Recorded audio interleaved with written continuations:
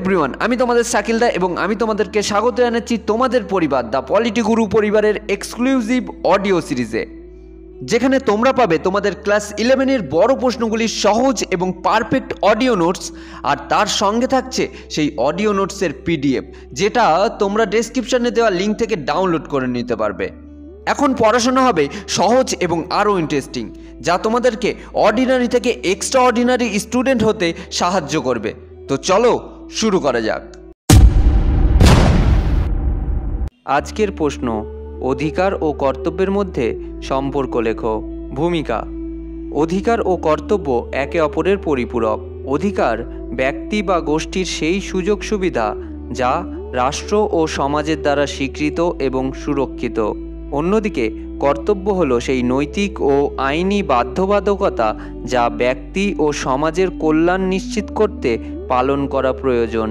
অধিকার ও কর্তব্য একসঙ্গে কাজ করে সামাজিক ভারসাম্য ও ন্যায় বিচার প্রতিষ্ঠায় সহায়তা করে। অধিকার ও কর্তব্যের সম্পর্ক। পয়েন্ট এ, অধিকার ও কর্তব্য একে অপরের পরিপূরক। অধিকার পাওয়ার জন্য ব্যক্তি বা নাগরিককে কর্তব্য পরায়ণ হতে হয়।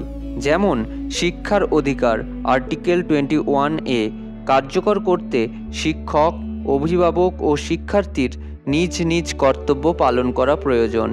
পয়েন্ট বি, একজনের অধিকার অন্যের কর্তব্যের সঙ্গে যুক্ত। সমাজে প্রতিটি অধিকার অন্যের কর্তব্যের মাধ্যমে সুরক্ষিত হয়। যেমন বাক স্বাধীনতা আর্টিকেল 19 থাকলেও সেটি এমনভাবে ব্যবহার করা উচিত যাতে তা অন্যের অনুভূতিতে আঘাত না হানে বা সামাজিক শৃঙ্খলা নষ্ট না করে। একইভাবে জীবনের অধিকার আর্টিকেল 21 রক্ষার জন্য অপরের কর্তব্য হল কারো জীবন সংকটের মুখে না ফেলা। পয়েন্ট সি, রাষ্ট্র ও নাগরিকের পারস্পরিক সম্পর্ক। সংবিধান নাগরিকদের মৌলিক অধিকার দিলেও নাগরিকদেরও রাষ্ট্রের প্রতি কিছু মৌলিক কর্তব্য পালন করতে হয়। যেমন আইন মেনে চলা, জাতীয় সংহতি বজায় রাখা ও পরিবেশ রক্ষা করা নাগরিকদের কর্তব্য। পয়েন্ট ডি, নৈতিক ক্ষেত্রে ঘনিষ্ঠ সম্পর্ক।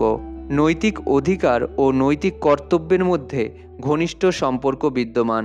পিতার যেমন নৈতিক অধিকার আছে বৃদ্ধ বয়সে সন্তানের কাছ থেকে ভরণ পোষণ, আদর যত্ন পাওয়ার, সেরূপ যথার্থ দায়িত্ব পালন, শিক্ষা ও চরিত্র গঠনের দ্বারা সন্তানকে মানুষ করে তোলা পিতার নৈতিক কর্তব্য।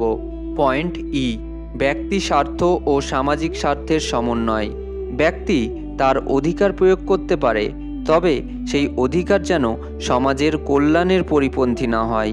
একইভাবে সমাজের কল্যাণ নিশ্চিত করার জন্য নাগরিকদের দায়িত্বশীল আচরণ করা কর্তব্য।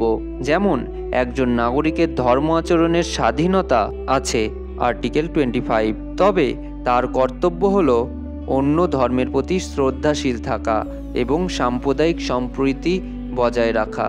উপসংহার বা মূল্যায়ন। পরিশেষে বলা যায়, অধিকার ও কর্তব্য পরস্পর নির্ভরশীল। একটির অনুপস্থিতি অপরটিকে অর্থহীন করে তোলে।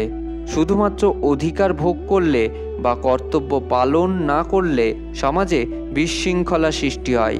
তাই গণতান্ত্রিক সমাজে অধিকার ও কর্তব্যের ভারসাম্য বজায় রাখাই সুস্থ ও ন্যায়সঙ্গত সমাজ গঠনের মূল ভিত্তি।